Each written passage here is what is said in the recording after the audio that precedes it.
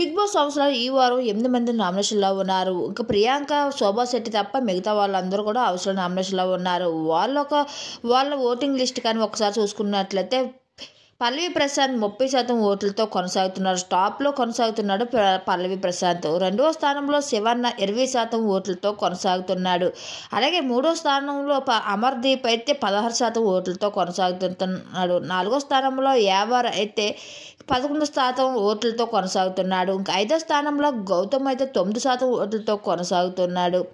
ఇక ఆరో స్థానంలో అర్జున్ అయితే 6% ఓట్లతో కొనసాగుతున్నాడు. అర్జున్ అంత తక్కువ ఓటింగ్ లిస్ట్ ఎందుకు వస్తుందో తెలుసా? అసలు ఆ ఓటింగ్ హౌస్లో మాత్రం చాలా యాక్టివ్గా ఉండట్లేదని చెప్పవచ్చు.